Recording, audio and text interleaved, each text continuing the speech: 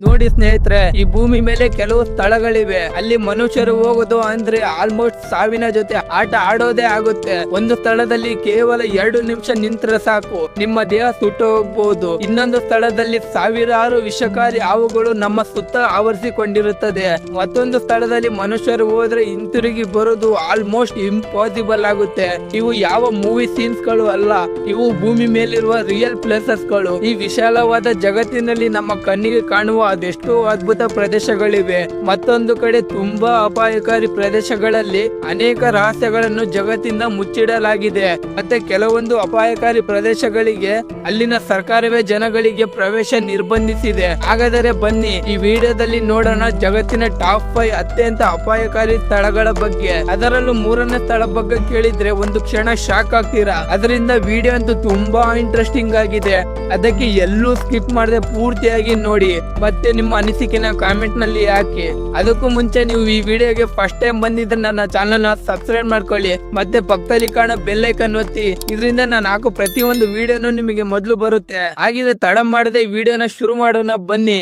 Welcome to special on Kannada. ಮೊದಲನೇದು north Sentinel ದ್ವೀಪ. ಭಾರತದ ಅಂಡಮಾನ್ ನಿಕೋಬಾರ್ ದ್ವೀಪದ ಸಮೂಹಕ್ಕೆ ಸೇರಿದೆ. ಈ ದ್ವೀಪ ಎಷ್ಟು ಸುಂದರವಾದ ಸ್ಥಳವೋ ಅದಕ್ಕಿಂತ ಜಾಸ್ತಿ ಅಪಾಯಕಾರಿ ಮತ್ತು ಅನೇಕ ರಹಸ್ಯಗಳಿಂದ ತುಂಬಿದ ಪ್ರದೇಶಗಳಲ್ಲಿ ಈ ನಾರ್ತ್ ಸೆಂಟಿನಲ್ ದ್ವೀಪವು ಒಂದು. ಈ ದ್ವೀಪದಲ್ಲಿ ಸೆಂಟಿನೆಲಿಸ್ ಎಂಬ ಬುಡಕಟ್ಟು ಜನಾಂಗದವರು ಜೀವನ ನಡೆಸುತ್ತಾರೆ. ಇವರ ಜನಸಂಖ್ಯೆ ಸುಮಾರು 50ರಿಂದ 200ರ ನಡುವೆ ಇದೆ ಅಷ್ಟೇ. ಇವರು ಆ ದ್ವೀಪದ ಕಾಡು ಪ್ರಾಣಿಗಳನ್ನು ಬೇಟೆಯಾಡಿ ಜೀವನ ನಡೆಸುತ್ತಾರೆ. ಮತ್ತೆ ಇವರು ಹೊರಗಿನ ಪ್ರಪಂಚದಿಂದ ಪೂರ್ತಿಯಾಗಿ ದೂರ ಇರುವುದರ ಜೊತೆಗೆ ಇವರ ಹತ್ತಿರಕ್ಕೂ ಯಾರನ್ನು ಸೇರಿಸಿಕೊಳ್ಳಲ್ಲ. ಮತ್ತೆ ಇವರು ಅವರದೇ ಆದ ಒಂದು ಪ್ರತ್ಯೇಕ ಭಾಷೆಯನ್ನು ಹೊಂದಿದ್ದಾರೆ.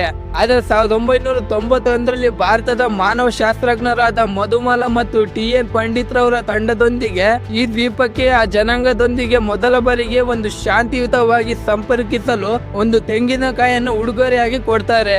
ಆದ್ರೆ ಈ ಸೆಂಟಿನಿಲಿಸ್ ಜನರು ಅವರ ಉಡುಗೊರೆಯನ್ನ ಸ್ವೀಕರಿಸದೆ ಅವರ ಮೇಲೆ ದಾಳಿ ಮಾಡಲು ಶುರು ಮಾಡ್ತಾರೆ.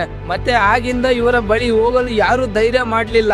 ಮತ್ತೆ ಈ ಬುಡಕಟ್ಟು ಜನಾಂಗದವರು ಹೊರಗಿನ ಪ್ರಪಂಚದಿಂದ ದೂರ ಇದ್ದಿದ್ರಿಂದ ಇವರಿಗೆ ಸಾಮಾನ್ಯವಾಗಿ ಬರುವ ಜ್ವರ ಅಥವಾ ಶೀತಗಳಂತ ಸಣ್ಣ ಅನಾರೋಗ್ಯದಿಂದ ಇವರ ಪೂರ್ತಿ ಜನಾಂಗವೇ ನಾಶವಾಗಬಹುದು. ಇದರಿಂದ ಇವರ ರಕ್ಷಣೆಗೆ ಭಾರತ ಸರ್ಕಾರ ಈ ದ್ವೀಪದ ಸುತ್ತಲಿನ 5 ಕಿಲೋಮೀಟರ್ ಪ್ರದೇಶವನ್ನ ಪೂರ್ತಿಯಾಗಿ ಪ್ರವೇಶ ನಿರ್ಬಂಧಿಸಿದೆ. ಮತ್ತೆ ಈ ದ್ವೀಪವನ್ನ ಬಾಹ್ಯಾಕಾಶದಿಂದನೂ ಪೂರ್ತಿಯಾಗಿ ಕತ್ತರಿಸಲಾಗಿದೆ.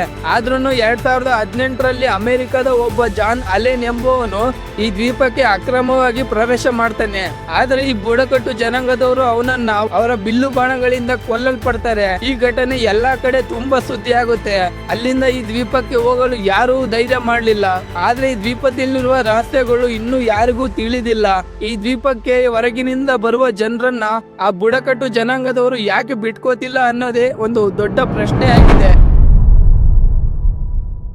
ಎರಡನೇದಾಗಿ ಚೆರ್ನೋಬಿಲ್ ಅಣು ಬಾಂಬ್ ಸ್ಫೋಟ. ಇದು 1986 ಏಪ್ರಿಲ್ 26ರಲ್ಲಿ ಉಕ್ರೇನ್ ದೇಶದ ಚೆರ್ನೋಬಿಲ್ ಅಣು ವಿದ್ಯುತ್ ಕೇಂದ್ರದಲ್ಲಿ ಭಾರಿ ಸ್ಫೋಟವಾಗುತ್ತೆ.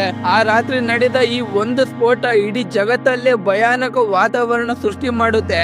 ಆ ಅಣು ಬಾಂಬ್ ಸ್ಫೋಟದ ನಂತರ ಅದರಿಂದ ಒಂದು ರೇಡಿಯೇಷನ್ ಆಕಾಶಕ್ಕೆ ಹಾರುತ್ತೆ. ಮತ್ತೆ ಅಲ್ಲಿದ್ದ ಸುತ್ತಮುತ್ತಲಿನ ಪ್ರದೇಶಗಳಲ್ಲಿ ವಾಸಿಸುವ ಜನಗಳು ಆ ಸ್ಥಳ ಬಿಟ್ಟು ಬೇರೆ ಸ್ಥಳಗಳಿಗೆ ಹೋಗುವ ಸ್ಥಿತಿ ಬರುತ್ತೆ. ಆಗಿಂದ ನಗರ ಪೂರ್ತಿಯಾಗಿ ಜನರಿಲ್ಲದೆ ಸ್ಮಶಾನದ ರೀತಿಯಾಗಿ ಪರಿವರ್ತನೆಗೊಳ್ಳುತ್ತೆ.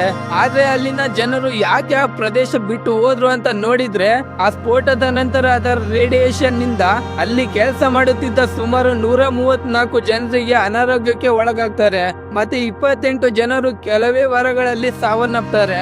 ಈ ಸ್ಫೋಟದಿಂದ ಆ ರೇಡಿಯೇಷನ್ ಎಲ್ಲೆಡೆ ಹರಡಿದ್ದರಿಂದ ಆ ಪ್ರದೇಶದಲ್ಲಿ ವಾಸಿಸುವ ಮಕ್ಕಳು ಕುಡಿಯುವ ಹಾಲಿನೊಂದಿಗೆ ಕಲುಷಿತವಾಗಿ ಸುಮಾರು 6,000ಕ್ಕೂ ಹೆಚ್ಚು ಮಕ್ಕಳು ಮತ್ತೆ ಹದಿಹರೆಯದವರು ಥೈರಾಯ್ಡ್ ಕ್ಯಾನ್ಸರ್ ಕಾಯಿಲೆಗೆ ಒಳಗಾಗ್ತಾರೆ. ಇಷ್ಟೇ ಅಲ್ಲದೆ ಈ ರೇಡಿಯೇಷನ್ ಇಂದ ಬೇರೆ ಬೇರೆ ರೀತಿಯಾದ ಕ್ಯಾನ್ಸರ್ಗಳು, ರಕ್ತದ ಒತ್ತಡ ಏರುಪೇರು, ಕಣ್ಣಿನ ಪೊರೆ, ಹೃದಯಾಘಾತ ಮತ್ತಿತರೆ ಕಾಯಿಲೆಗಳು ಕಾಣಿಸ್ಕೊಳ್ತವೆ. ಇದನ್ನು ಸೂಕ್ಷ್ಮವಾಗಿ ಪರಿಗಣಿಸಿದ ವಿಶ್ವಸಂಸ್ಥೆಯು ಈ ಚರ್ನೋಬಿಲ್ ಪ್ರದೇಶದ ಸುಮಾರು 30 ಕಿಲೋಮೀಟರ್ ಪ್ರದೇಶವನ್ನ ನಿರ್ಬಂಧಿಸ್ತಾರೆ. ಈ ಪ್ರದೇಶದಲ್ಲಿ ಜನರು ವಾಸಿಸಬಾರದು ಅಂತ.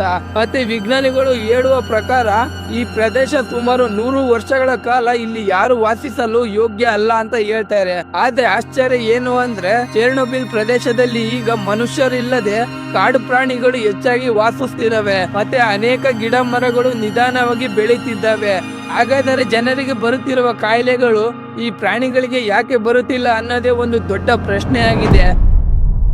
ಇನ್ನು ಮೂರನೇದಾಗಿ ಸ್ನೇಕ್ ಐಲ್ಯಾಂಡ್, ಹಾವುಗಳ ದ್ವೀಪ. ಈ ದ್ವೀಪಕ್ಕೆ ಯಾರಾದ್ರೂ ಹೋಗ್ಬೇಕಂದ್ರೆ 10 ಸಲ ಅಲ್ಲ 100 ಸಲ ಯೋಚನೆ ಮಾಡ್ಬೇಕು. ಯಾಕಂದ್ರೆ ಈ ದ್ವೀಪದಲ್ಲಿ ಪ್ರತಿ ಚದುರ ಕಿಲೋಮೀಟರ್ಗೆ ಒಂದು ಹಾವು ನೋಡೋಕೆ ಸಿಗುತ್ತೆ. ಈ ದ್ವೀಪನೇ ಸ್ನೇಕ್ ಐಲ್ಯಾಂಡ್. ಇದು ಬ್ರೆಜಿಲ್ ದೇಶದ ಕರಾವಳಿಯಿಂದ ಸುಮಾರು 33 ಕಿಲೋಮೀಟರ್ ದೂರದಲ್ಲಿರುವ ಇಲ್ಹಾಡ ಕ್ವಿಮಾಡ ಗ್ರಾಂಡೆ ಎಂಬ ದ್ವೀಪವನ್ನ ಸ್ನೇಕ್ ಐಲ್ಯಾಂಡ್, ಹಾವಿನ ದ್ವೀಪ ಎಂದು ಕರೀತಾರೆ. ಈ ದ್ವೀಪನ ವಿಶ್ವದ ಅಪಾಯಕಾರಿ ದ್ವೀಪ ಅಂತ ಕರೆದ್ರೂ ತಪ್ಪಾಗಲ್ಲ. ಯಾಕಂದ್ರೆ ಈ ದ್ವೀಪದಲ್ಲಿ ಅತಿ ಹೆಚ್ಚು ವಿಷ ತುಂಬಿರುವ ಹಾವುಗಳು ಸುಮಾರು 2000ದಿಂದ 4000ವರೆಗೆ ನೋಡಲು ಸಿಗುತ್ತೆ. ಮತ್ತೆ ಇಲ್ಲಿ ವಿಶ್ವದ ಬಹಳ ಅಪಾಯಕಾರಿ ವಿಷವನ್ನು ಹೊಂದಿರುವ ಗೋಲ್ಡನ್ ಲೆನ್ಸ್ ಹೆಡ್ ವೈಪರ್ ಹಾವುಗಳು ಈ ದ್ವೀಪದಲ್ಲಿ ಮಾತ್ರ ಕಾಣಿಸ್ಕೊಳ್ತವೆ.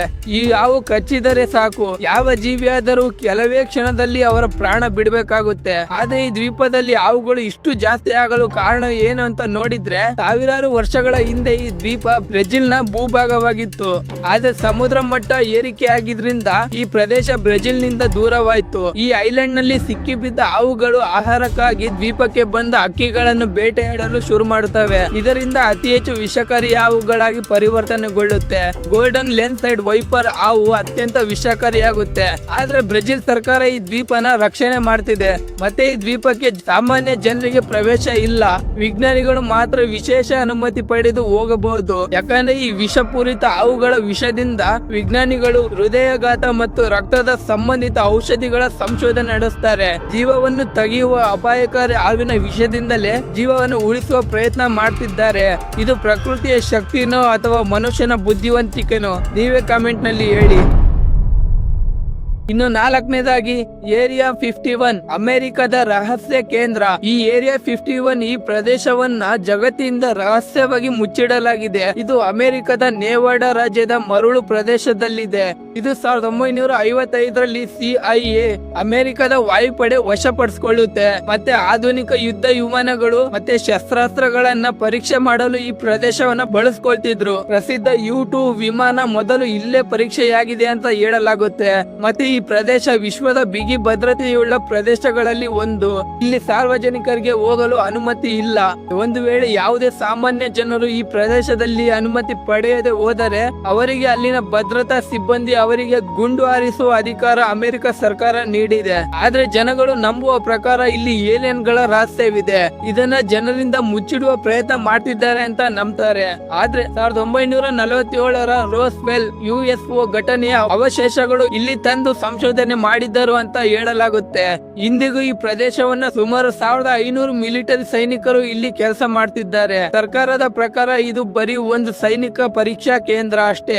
ಆದ್ರೆ ಎಲ್ಲಾ ಜನಗಳು ಈ ಪ್ರದೇಶ ಏಲಿಯನ್ ಗಳ ಸಾಕ್ಷಿ, ಅವುಗಳು ಬಿಟ್ಟು ಹೋಗಿರುವ ಗುರುತುಗಳನ್ನು ರಹಸ್ಯವಾಗಿ ಇಟ್ಟಿರುವ ಒಂದು ರಹಸ್ಯಮಯ ಪ್ರದೇಶ ಅಂತ ನಂಬಿದ್ದಾರೆ. ನಿಮ್ಗೇನನ್ಸುತ್ತೆ ಕಾಮೆಂಟ್ ನಲ್ಲಿ ಹೇಳಿ.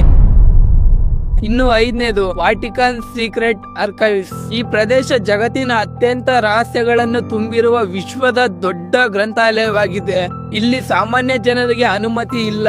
ಈ ಗ್ರಂಥಾಲಯದ ಒಳಗಡೆ ಹೋಗ್ಬೇಕಂದ್ರೆ ವಿಶ್ವದ ಮಾನ್ಯತೆ ಪಡೆದ ಇತಿಹಾಸಕಾರರು ಮತ್ತೆ ಸಂಶೋಧಕರು ವಿಶೇಷ ಅನುಮತಿ ಪಡೆದು ಈ ಗ್ರಂಥಾಲಯದ ಒಳಗಡೆ ಪ್ರವೇಶ ಮಾಡಬಹುದು ಅಷ್ಟೇ. ಈ ಗ್ರಂಥಾಲಯವು ಸುಮಾರು 85 ಕಿಲೋಮೀಟರ್ ಉದ್ದದ ವಿಶ್ವದ ಅತಿ ದೊಡ್ಡ ಗ್ರಂಥಾಲಯವಾಗಿದೆ. ಈ ಗ್ರಂಥಾಲಯದಲ್ಲಿ ಲಕ್ಷಾಂತರ ದಾಖಲೆಗಳಿವೆ, ಸಾವಿರಾರು ಹಳೆಯ ಇತಿಹಾಸ ಸಂಗ್ರಹಗಳಿವೆ. ಈ ಗ್ರಂಥಾಲಯದಲ್ಲಿ 8ನೇ ಶತಮಾನದಿಂದ 21ನೇ ಶತಮಾನದ ದಾಖಲೆಗಳಿವೆ. ಹಳೆಯ ಪೋಪ್ಗಳ ಪತ್ರಿಕೆಗಳು, ರಾಜರು ಮತ್ತು ಚರ್ಚ್ಗಳ ನಡುವಿನ ಒಪ್ಪಂದಗಳು, ಮಧ್ಯಯುಗದ ರಾಜಕೀಯ ದಾಖಲೆಗಳು, ಮತ್ತು ಇನ್ನು ಅನೇಕ ವಿಚಾರಗಳು ಈ ಗ್ರಂಥಾಲಯಗಳಲ್ಲಿ ರಹಸ್ಯವಾಗಿ ಮುಚ್ಚಿಡಲಾಗಿದೆ. ಆದ್ರೆ ಅಲ್ಲಿನ ಜನರು ಈ ಗ್ರಂಥಾಲಯದಲ್ಲಿ ಏಲಿಯನ್ಗಳ ಮಾಹಿತಿ, ಯೇಸು ಕ್ರಿಸ್ತರ ರಹಸ್ಯ ದಾಖಲೆಗಳು ಮತ್ತು ಪ್ರಪಂಚದ ಅನೇಕ ನಿಗೂಢ ಶಕ್ತಿಗಳ ರಹಸ್ಯಗಳನ್ನ ಈ ವಾಟಿಕನ್ ಆರ್ಕೈವ್ಸ್ ಗ್ರಂಥಾಲಯದಲ್ಲಿ ಮುಚ್ಚಿಡಲಾಗಿದೆ ಅಂತ ನಂಬ್ತಾರೆ. ಆದ್ರೆ ಇವುಗಳಿಗೆ ಎಲ್ಲೂ ಸಾಕ್ಷಿ ಇಲ್ಲ. ಈ ಗ್ರಂಥಾಲಯದವರು ಹೇಳುವ ಪ್ರಕಾರ ಇತಿಹಾಸದ ಸಂಗ್ರಹಗಳು, ರಾಜಕೀಯ ಮತ್ತು ಧಾರ್ಮಿಕ ದಾಖಲೆಗಳು ಮತ್ತು ಸಂಶೋಧನೆಗೆ ಉಪಯುಕ್ತ ಸ್ಥಳ ಮಾತ್ರ